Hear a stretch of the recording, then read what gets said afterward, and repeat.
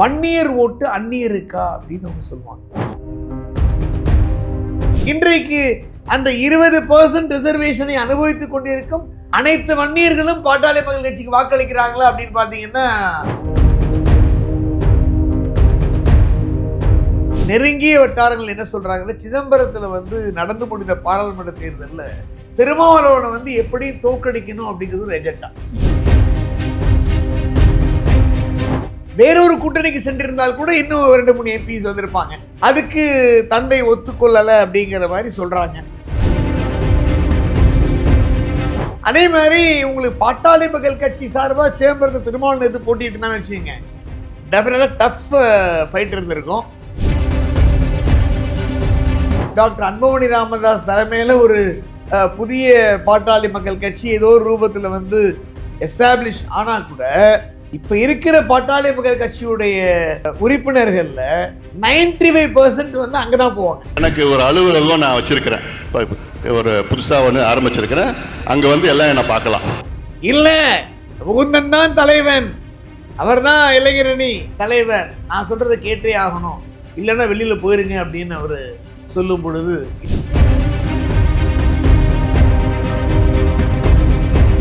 அதனால பாட்டாளி மக்கள் கட்சி டாக்டர் அன்புமணி ராமதாஸ் கையில் தான் இருக்கு.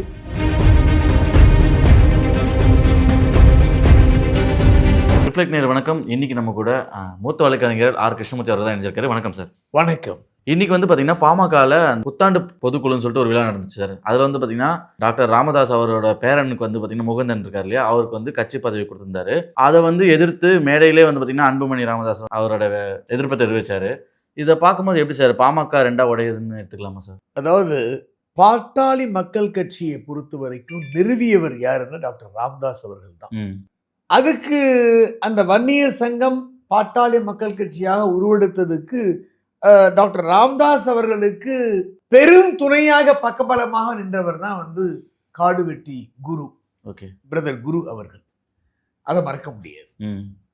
இன்றைக்கு இருக்கக்கூடிய ஹானரபிள் சிஎம் அவர் சார்ந்த ஜாதி உட்பட அத்தனை ஜாதிகளையும் மிகவும் பிற்பட்டோர் பட்டியலுக்கு கொண்டு பிசியிலேருந்து பிரித்து 20% இடஒதுக்கீட்டை கொண்டு வர காரணமாக பல போராட்டங்களை நடத்தியவர் தான் டாக்டர் ராமதாஸ். டாக்டர் ராமதாஸ் அப்படின்னு நம்ம சொன்னோம்னாலே 20% இடஒதுக்கீடு, மிகவும் பிற்பட்ட வகுப்பினர். நான் மறுபடியும் சொல்றேன், டாக்டர் கலைஞர் அவர் சார்ந்த ஜாதி இசைவேளாளர் உட்பட அந்த 20% ரிசர்வேஷன் அப்படிங்கிறது 89ல் வந்ததுன்னு நினைக்கிறேன். அதுக்கப்புறம் தான் உங்களுக்கு மேஜர் போர்ஷன் எடுத்தீங்கன்னா படையாட்சி, வன்னியர்ஸ், இங்கே மெட்ராஸ் நாய்க்கர்ஸ்ன்னு நம்ம சொல்கிறோம். அதுக்கப்புறம் அதில் உங்களுக்கு பிரமலை கல்லர்லாம் வருவாங்க, சாத்தாத்த ஸ்ரீ வைஷ்ணவா, மருத்துவர், பார்பர்ஸு, இசை வெள்ளாளர், இந்த மாதிரி குறும்ப கவுண்டர்ஸ், இத்தனை பேருக்கு இந்த ஜாதிகளில் ஒரு ரெப்ரசன்டேஷன் கொடுத்ததுனால தான் அவங்க பல நிலைக்கு உயர்ந்து போனாங்க. இந்த 20% ரிசர்வேஷனுக்கு அப்புறம் தான் பல ஸ்டேஜுக்கு போனாங்க. குரூப் 1ஓ, குரூப் 2ஓ, குரூப் 3ஓ, குரூப் 4ஓ, ஈவன் தமிழ்நாடு ஐஏஎஸ் ஐபிஎஸ் கேடரில் வந்தாலும் ஏடிஎஸ்பி ஆகி அப்புறம் conferred IPS, conferred IAS, even honourable civil judges of the subordinate court வரைக்கும் பாட்டாளி மக்கள் கட்சி ராமதாஸ் அவர்களுடைய அந்த சாதனை தான். பட் அவர் ஆரம்பத்திலேயே என்ன சொன்னாரு, இது விஷயமாக உங்களுக்கு கட்சியை பொறுத்த வரைக்கும் என்னுடைய ரிலேட்டிவ்ஸ் யாரும் பொறுப்புக்கு வரமாட்டாங்க, அந்த மாதிரி பொறுப்பெல்லாம் கொடுத்தா அப்படின்லாம் அவர் சொல்லியிருக்கார். அது காலப்போக்கு. அதுக்கப்புறம் டாக்டர் அன்புமணி ராமதாஸ் அவர் கட்சியுடைய தலைவராக நியமிக்கப்படுகிறார். ஒரு துடிப்பான பிரதர், எஃபிஷியண்டான பிரதர். சில வருடங்களுக்கு முன்னாடி எங்கள் சுப்ரீம் கோர்ட் லானில் along with mister brother advocate K Balu, enrolment committee chairman of bar கவுன்சிலோடு அவரை மீட் பண்ணேன். பல விஷயங்களை பேசினார். அவர் அப்போ இளைஞரணியில் இருந்தார் நினைக்கிறேன், பசுமை தாயகம்லாம் வச்சுருந்தார். அவர் உங்களுக்கு கட்சிக்கு தலைமை ஏற்ற பின்னாடி ஒரு உத்வேகமே வந்தது, இல்லைன்னு சொல்ல முடியாது. ஏன்னா பாட்டாளி மக்கள் கட்சியை பொறுத்த வரைக்கும் ஏதோ ஒரு திராவிட கட்சிகளோட தான் கூட்டணி வைப்பாங்க. அவங்க either with DMK or with ADMK. இடையில தான் இவங்க வைகோ இவங்கெல்லாம் சேர்ந்து புதுசாக ஒரு அணியெல்லாம் ஆரம்பிச்சு அந்த மாதிரி அவங்க அரசியலில் களம் கண்டார்கள். இப்போ ரீசெண்டாக பார்த்தீங்கன்னா அவங்களுடைய மெயின் எஜெண்டாவே வந்து வன்னியர் ஓட்டு அந்நியருக்கா அப்படின்னு அவங்க சொல்லுவாங்க. இப்போ இங்கே தஞ்சாவூர் டிஸ்ட்ரிக்ட்லலாம் பார்த்தீங்கன்னா படையாச்சிலாம் வன்னியர் ஓட்டு அந்நியருக்கா அப்படிங்கிற ஒரு தாரக மந்திரமாகவே வச்சுருப்பாங்க. No doubt at all. But அது வந்து 20% ரிசர்வேஷன் கொடுத்த டாக்டர் ராமதாஸ் தான் வந்து அவங்களே கடவுள்னே கூட நீங்கள் சொல்லலாம். அவர் போராடி பல விஷயங்கள் எல்லாம் மரத்தெல்லாம் போட்டாங்க, போராட்டம் நடத்துனாங்க, எத்தனையோ தியாகங்கள்லாம் பண்ணி அவரை சக்ஸஸ் பண்ணி கொண்டு வரலாம். அந்த ரிசர்வேஷன் 20% வந்திருக்காரு பட்டாளி மக்கள் கட்சி. ஆனால் இன்றைக்கு அந்த 20% ரிசர்வேஷனை அனுபவித்துக் கொண்டிருக்கும் அனைத்து வன்னியர்களும் பாட்டாளி மக்கள் கட்சிக்கு வாக்களிக்கிறாங்களா அப்படின்னு பார்த்தீங்கன்னா கொஸ்டின் மார்க் தான். அப்படி வாக்களித்ததான பல தொகுதிகளில் பாட்டாளி மக்கள் கட்சி வந்து வென்று இருக்கும், பல எம்எல்ஏஸ் வந்திருப்பாங்க. சார் தொடர் தோல்வி கூட காரணமா இருக்கலாமா சார் இந்த பிளவு? தொடர் தோல்விலாம் இதுல வந்துங்க ஸ்ட்ராட்டஜி வந்து நெருங்கிய வட்டாரங்கள் என்ன சொல்றாங்கன்னா, சிதம்பரத்துல வந்து நடந்து முடிந்த பாராளுமன்ற தேர்தலில் திருமாவளவனை வந்து எப்படி தோக்கடிக்கணும் அப்படிங்கிறது ஒரு எஜெண்டா. அப்ப என்ன பண்ணினாங்கன்னா, பாட்டாளி மக்கள் கட்சியில ரிசர்வ்டு கேண்டிடேட்ஸ் யாராவது ஒரு எஸ்சி கேண்டிடேட்ஸ் வந்து திருமாவளவன் எகெயின்ஸ்டா வந்து ஃபீல்டு பண்ணியிருந்தாங்க அப்படின்னா அங்க வேற ஒரு கேண்டிடேட் தான் நின்னாங்க. ஐ திங்க் பிஜேபி நினைக்கிறேன். ஆமா சிதம்பரத்துல இல்லையா, ஒரு டம்மி கேண்டிடேட்டை போட்டு அவருக்கு அப்போசிஷனே இல்லாம, அதோட இல்லாம என்னன்னா அங்க டம்மி கேண்டிடேட்டை வந்து ஃபீல் பண்ணதுனால அங்க உள்ள விசிக்கு அத்தனை பேரும் வந்து சௌமியாவோட தொகுதிக்கு வந்துட்டாங்க. அங்க வந்து அவங்க டிஎம்கே கூட்டணிக்கு வந்து டிஎம்கே எம்பி கேண்டிடேட் ஃபீல்டு ஒரு கம்ப்ளீட்டா விசிக்கு வந்து களப்பணி ஆற்றி ஒரு சில ஆயிரங்கள் லட்சங்கள் வித்தியாசம் தான் வந்து அவங்க வந்து தோல்வியை கண்ட நேரிட்டது. இதே வந்து அவங்க அவருடைய இருக்கலாம் இல்லாமல் இருக்கலாம், சப்ஜெக்ட் வெரிஃபிகேஷன், வேறொரு கூட்டணிக்கு சென்றிருந்தால் கூட இன்னும் 2-3 எம்பிஸ் வந்திருப்பாங்க. அதுக்கு தந்தை ஒத்துக்கொள்ளலை அப்படிங்கிற மாதிரி சொல்றாங்க, சப்ஜெக்ட் வெரிஃபிகேஷன். அதே மாதிரி உங்களுக்கு பாட்டாளி மக்கள் கட்சி சார்பாக சேம்பரத்தை திருமாவளவன் எடுத்து போட்டிட்டு தான் வச்சுங்க, டெஃபினட்டாக டஃப் ஃபைட் இருந்திருக்கும். அப்போ விசிக்கு வந்து அங்கே தான் ஒர்க் பண்ணியிருப்பாங்க. சௌமியா அன்புமணி போட்டி தொகுதிக்கு வந்திருக்க மாட்டாங்க, அவங்க ஈஸியாக வின் பண்ணிட்டு போயிருப்பாங்க. இந்த மாதிரி பல இஷ்யூஸ். இது வந்து இன்டர்னல் பாலிடிக்ஸ், இன்ட்ரா பாலிடிக்ஸ், உட்கட்சி பூசல். ஆனால் அவர் மேடையிலேயே வந்து டாக்டர் அன்புமணி சின்ன ஐயா என்று அவர்களால் கேடரால் அழைக்கப்படுகின்ற டாக்டர் அன்புமணி ராமதாஸ் என்ன பண்ணுறாருன்னா, நான் பனையூரில் வந்து ஒரு ஆஃபீஸ் திறந்திருக்கேன், இந்த ஃபோன் நம்பர் 44 அதெல்லாம் கொடுத்து நீங்கள் எப்போ வேணாலும் வந்து மீட் பண்ணுங்க அப்படின்னு அவர் சொல்லும் பொழுது பல விஷயங்கள் தோன்றுகின்றன. ஆனால் பாட்டாளி மக்கள் கட்சியை பொறுத்த வரைக்கும் என்டையர் கட்சி வந்து இவருடைய கண்ட்ரோலில் தான் இருக்குது, அன்புமணி ராமதாஸ் கண்ட்ரோலில் தான் இருக்குது. ஆனால் அவர் உறுதியாக மேடையில் என்ன சொல்கிறாரு, நான் உண்டாக்கிய கட்சி, நான் தான் அந்த கட்சியை வந்து எஸ்டாப்ளிஷ் பண்ணேன், நான் சொல்கிறத தான் கேட்கணும், நான் சொல்கிறத கேட்க விரும்பலன்னா வெளியில் போயிடலாம். முகுந்தனை வந்து பேரனை வந்து அவர் வந்து ப்ரொபோஸ் பண்ணும்போது டாக்டர் அன்புமணி ராமதாஸ் 4 மாசம் தான் அவனுக்கு ஆகுது, அவனுக்கு என்ன தெரியும், அதனால என்னப்போ உனக்கு அசிஸ்ட் பண்ணதால நான் அப்பாயின்ட் பண்றேன், வேண்டான்னா அவ்வளவுதான் அப்படின்றாருன்னா நீ வெளியில போ அப்படின்னு அவர் சொல்ற மாதிரி இருக்கு இல்லையா. அப்புறம் ஓப்பனாகவே சொல்லிட்டாரு. அதனால ஒரு கால் வந்து டாக்டர் அன்புமணி ராமதாஸ் தலைமையில ஒரு புதிய பாட்டாளி மக்கள் கட்சி ஏதோ ஒரு ரூபத்துல வந்து எஸ்டாப்ளிஷ் ஆனா கூட இப்ப இருக்கிற பாட்டாளி மக்கள் கட்சியுடைய உறுப்பினர்கள்ல 95% வந்து அங்கதான் போவாங்க. அவர் கூட பாத்தீங்கன்னா திடீர்னு எழுந்திருச்சு எனக்கு வந்து பனையூர்ல ஒரு ஆபீஸ் ஓபன் பண்ணிருக்கேன், அதுதான் கான்டாக்ட் நம்பர் கொடுக்குறேன், நீங்க வந்துருங்கன்றாரே.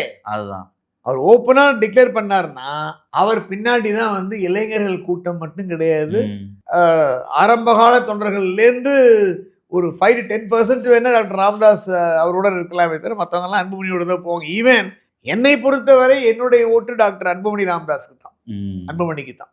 அப்கோர்ஸ் அவர் தலைவராக சன்னு வந்துட்டாரு, ஸோ அவர் வந்து கட்சியை பலப்படுத்த பார்க்குறாரு. தொண்டர்கள்லாம் எப்போ தோல்வி சந்திக்க முடியுமா? ஒன்றுமே இல்லைங்க. நான் ஒரு ஃபார் எக்ஸாம்பிள் சொல்கிறேன். ஒரு சாதாரண ஆவடி கார்பரேஷனில் ஒரு எலெக்ஷன் நடந்தது, கார்பரேஷன் எலெக்ஷன். ஆவடி கார்பரேஷன் ஆன உடனே 40வது வாரம் நான் சுயேட்சையாக நான் நின்னேங்க, நான் கண்டெஸ்ட் பண்ணேன். ஓகே, பைப் சின்னத்தில் வாட்டர் டேப்பில் எனக்கு கிடைச்ச ஓட்டு கூட பிஎம்கேக்கு அந்த வார்டில் கிடைக்கும். இத்தனைக்கும் அங்கே நாய்க்கர்ஸ் தான் அதிகம், டிஎம்கே தான் 1511 ஓட்டு வாங்கி ஒன் பண்ணாங்க. ஸோ அப்படி சாதாரண ஒரு சின்ன வார்டு எலெக்ஷன்லேருந்து இருக்கும் பொழுது தொண்டர்கள் வந்து வெற்றி தானே நினைப்பாங்க. ஸோ வெற்றி கூட்டணின்னு ஒன்று அமையணும், 4 எம்எல்ஏங்கிறது ஒரு 40 எம்எல்ஏயாவது ஆகணும், 10 எம்எல்ஏயாவது ஆகணும், ஒரு 4 எம்பியாவது இருக்கணும் அப்படின்னு ஆசைப்படுறது இல்லை. அப்படின்னு விருப்பப்படுறது வந்து நார்மலாக வந்து இயல்பு தான். நேத்தைக்கு முந்தா நாள் சேத்துல முளைச்ச காளார் போல கட்சி ஆரம்பிச்சவங்க எல்லாம் வந்துடுறாங்க. அட்டாளி மக்கள் கட்சி நான் மறுபடியும் சொல்றேன், தப்பாவே எடுத்துக்காதீங்க. 20% ரிசர்வேஷனை அனுபவித்துக் கொண்டிருக்கக்கூடிய அத்தனை வன்னிய சமுதாயத்தினரும் வந்து டாக்டர் ராமதாஸை நினைக்கணும், பாட்டாளி மக்கள் கட்சி நினைக்கணும். அவர் மட்டும் இல்லைன்னா இந்த ரிசர்வேஷன் வந்திருக்காது.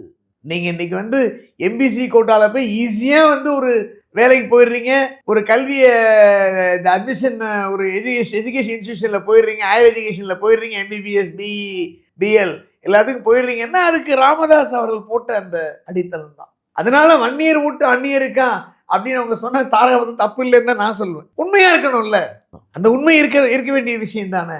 அதனால ஒரு தனி கட்சி அப்படின்னு சொல்ல முடியாது. ஏன்னா அவர் தான் இன்னைக்கு பிஎம்கேவுடைய தலைவர். ஸோ அவர் தன்னுடைய ஆதரவாளர்களை வந்து இன்னும் பலப்படுத்துவார். இந்த முகுந்தனோட நியமனத்தை வந்து எப்படி ஒரு ஒத்துக்கொள்ள மாட்டார். அதனால அவர் என்ன பண்ணலாம், அவரே வந்து அவர் தானே தலைவர். நிறுவனராக இருந்தா கூட உங்களுக்கு தலைவருக்கு வந்து ஈக்குவல் ரைட்ஸ் இருக்கு, பைலாஸ்ல இருக்கும், இல்லாம இருக்காது. நிறுவனர் சொல்றதுதான் கேட்கணும். அதாவது ஒரு கட்சின்னா வந்து கட்சி ஒழுக்கம்னு ஒன்று வேணும். கட்சி சொல்வது தவறோ சரியோ கட்சி கட்டுப்பாட்டை மீறினாங்கன்னா அவ்வளவுதான். அதானே டிஎம்கே டு ஏடிஎம்கே. அன்னைக்கு வந்து எங்க ஃபாதர் சொல்லுவார், எங்க ஃபாதர்லாம் வந்து டாக்டர் கலைஞருடைய அவங்க ஆரம்ப கால இந்த 3rd ஃபார்ம் 2nd ஃபார்ம்லாம் சொல்லுவாங்க பாருங்க, திருவாரூர் போர்டே ஸ்கூல் மெட்ஸ். நாமலாம் என்ன சொல்லுவாங்க அப்படின்னா, அன்னைக்கு வந்து எம்ஜிஆர் வந்து கேள்வி கேட்காம இருந்தாரு. இந்த கேள்வி கேட்ட உடனே அவர் கூட்டு போய் இதாயா விஷயம் இதான்னு சொல்லி தொலைச்சிருந்தான்னு வச்சுங்க. ஏன்னா டாக்டர் பேராசிரியர் அன்பழகன் வந்து 2 பார்ட்டியும் முதல்ல வந்து மெர்ஜ் பண்ணணும்னு நினைச்சாரு. அப்புறம் அவர் வந்து வேண்டான்னு அவர் நினைச்சாரு அப்படின்னு சொல்லுவாங்க. எங்க ஃபாதர் சொல்லுவார், ஏன்னா அவங்க அந்த அந்த காலகட்டத்தில் அவங்க நெருங்கி பழகியவர்கள். அன்றைக்கு அந்த கட்சி கட்டுப்பாட்டை மீறி அவர் கேள்வி கேட்காம இருந்தாரு வச்சுங்க, ஏடிஎம்கே கட்சி என்னைக்கு இருந்திருக்காரு. நம்ம ரைட்டர்னா டிஎம்கே மட்டும்தான் இருந்திருக்கும். ஏன்னா டிஎம்கே வளர்வதற்கு காரணமே எம்ஜிஆர் தான். எம்ஜிஆர் வளர்வதற்கு காரணமும் கலைஞருடைய கதை வசனம், அவருடைய இது, அதுவும் நம்ம இல்லைன்னு சொல்ல முடியாது.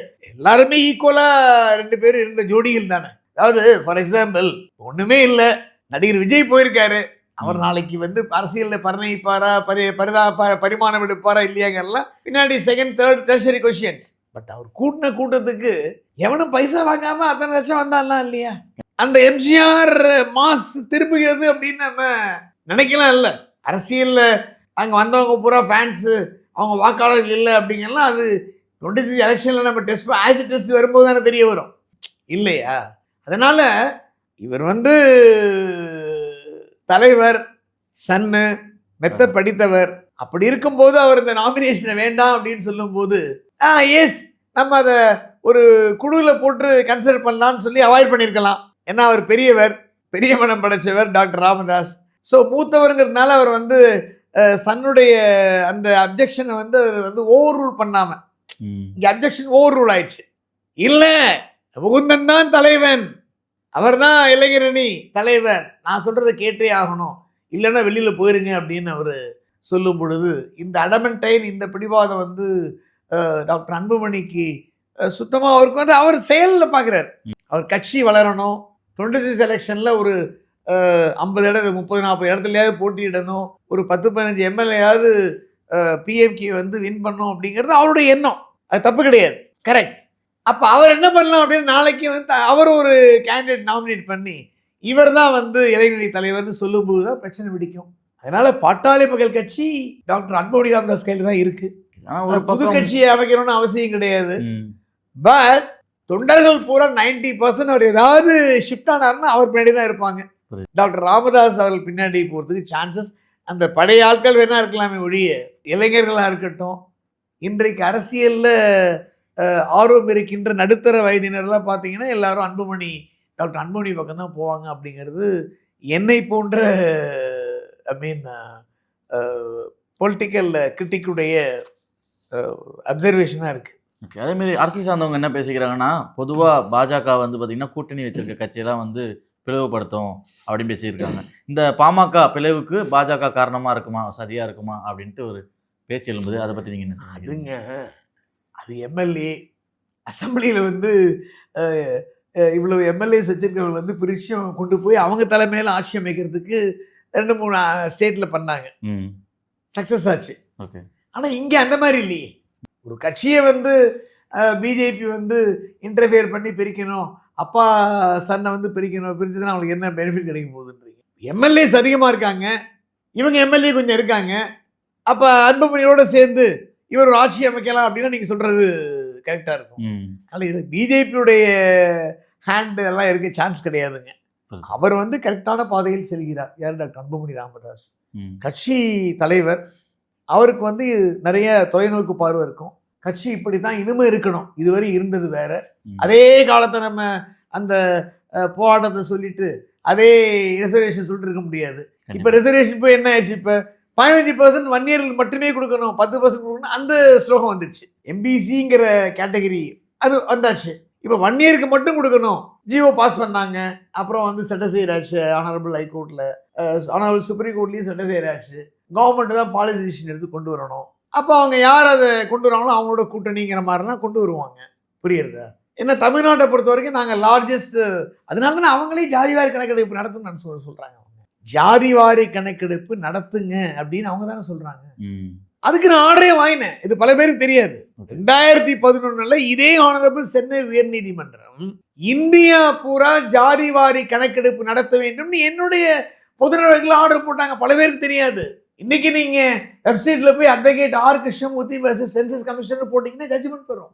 அன்றைக்கு இருந்த ஆக்டிவ் பொறுப்பு தலைமை நீதிபதி ஜஸ்டிஸ் எலிபி தர்மாராவ் அண்ட் இன்றைக்கு கொல்கத்தாவில் இருக்கக்கூடிய தலைமை chief justice honourable DS. Sivagnanam தலைமை அமர்வு தான் ஆர்டர் போட்டாங்க. இது தெரியும் பல பேருக்கு, ஆனால் மறைக்கிறாங்க. சம்பந்தமே இல்லாத அட்வொகேட் ஆர் கிருஷ்ணமூர்த்தி நான் ஆர்டர் வாங்குறேன், இந்தியா பூரா ஜாதிவாரி கணக்கெடுப்பு நடத்தப்பட வேண்டும். அப்போ சிதம்பரம் தான் வந்து சிதம்பரம் தான் வந்து finance minister come statistical minister. திடீர்னு ஒரு நாள் நான் இப்போ மணலியில் இருக்கேன் என் வீட்டுக்கு, அங்கேருந்து யார் அந்த சென்சஸ் டிபார்ட்மெண்ட்லேருந்து வராங்க. டெல்லி வீட்டுக்கு போய் எங்கள் வீட்டுக்கு போயிட்டு அங்கே ஒரு காப்பி இங்கே ஒரு காப்பியை சர்வ் பண்ணி நாங்கள் அப்பீல் போட்டிருக்கோம், நீங்கள் சுப்ரீம் கோர்ட்டில் உங்களுக்கு தசி சர்வ் பண்ண சொல்லியிருக்கான்னு காப்பியை கொடுக்குறாங்க. சுப்ரீம் கோர்ட்டில் பலகட்ட ஆர்கியூமெண்ட் நடந்தது. சென்ட்ரல் கவர்மெண்ட் வந்து காங்கிரஸ் கவர்மெண்ட். அப்போ காங்கிரஸ் கவர்மெண்ட்டுடைய தலைமை வழக்கறிஞர் அவர் தானே இப்போ advocate general of India Goolam Vahanvati, அவர் இப்போ இல்லை. அவர் என்ன பண்ணுறாருன்னா இது policy decision, Madras high court judgement வந்து தவறானது அப்படின்னு ஒன்று 3 ஜட்ஜஸுங்க, justice Deepak Misra, justice U Lalit, justice Rohinton Fali Nariman வந்து இது பாலிசி டிசிஷனில் வந்து தலையிட முடியாது, இது கொள்கை முடிவு, எந்த கொள்கை உள்ள தலையெல்லாம் தலையிடக்கூடாது அப்படிங்கிறதுக்கு என் ஜட்ஜ்மெண்ட் தான் இன்னைக்கு president through out India. So Congress government தான் ஜாதிவாரி கணக்கெடுப்பு நடத்த வேண்டும் என்று பிறப்பித்த சென்னை உயர்நீதிமன்ற உத்தரவை, என்னுடைய பொதுநல வழக்கில் பிறப்பிக்கப்பட்ட உத்தரவை எதிர்த்து உச்சநீதிமன்றத்தில் மேல்முறையீடு செய்து அதை ரத்து செய்தது. ஆனால் இப்போ காங்கிரஸ் கவர்மெண்ட் நாங்கள் ஜாதிவாரி கணக்கெடுப்பு நடத்துகிறோம்னு சொல்கிறாங்க. என்ன பித்தலாட்டம் சொல்லுங்க. அதனால ஜாதிவாரி கணக்கெடுப்பு நடத்தணும் அப்படின்னு தைரியமாக சொல்கிறாங்க பாட்டாளி மக்கள் கட்சி அப்படின்னு அந்த பாயிண்ட்டுக்கு வர. அப்போ அவங்க சமுதாயம் அதிகமாக இருக்குன்னு தானே அர்த்தம். இல்லைன்னா அவங்க சொல்ல வேண்டிய அவசியம் இல்லையே, நடத்துங்கப்பா, எங்கள் சமுதாயத்திலையும் நடத்துங்க, யார் யாரெல்லாம் முன்னுக்கு நாங்கள் சொல்கிறோம். அதுக்கு ஒரு பெரிய மனசு வேணும்ல. ஒரு வீட்டுக்கு வாங்க, என் வீட்டில் எத்தனை பேர் படிச்சிருக்கான், எத்தனை பேர் படிக்கல, எத்தனை பேர் அப்பர் குவாலிஃபிகேஷன், எத்தனை பேர் லோவர் குவாலிஃபிகேஷன், எத்தனை பேர் மண்வெட்டி பிடிச்சிட்டு இருக்கான், எல்லாத்தையும் எடுறா.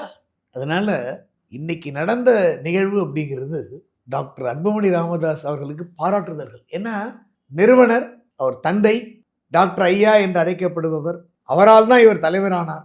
அப்படிலாம் இருக்கும் பொழுது கட்சியுடைய நலனை மட்டுமே கருதி, பாட்டாளி மக்கள் கட்சி தொண்டர்களுடைய நலனை மட்டும் கருதி, எதிர்கால பாட்டாளி மக்கள் கட்சியுடைய அரசியலையும் அரசியல் செல்வாக்கையும் தேர்தல் அரசியலையும் நல்ல ஞாபகம், அரசியல்ங்கிறது வேறு, தேர்தல் அரசியலையும் நலனையும் கருத்துல கொண்டு அவர் இந்த முடிவை எடுத்து அவர் கேட்டிருக்காரு அப்படிங்கிறத நிச்சயமா பாராட்டப்படும். நம்ம அவருக்கு வாழ்த்துக்கள்.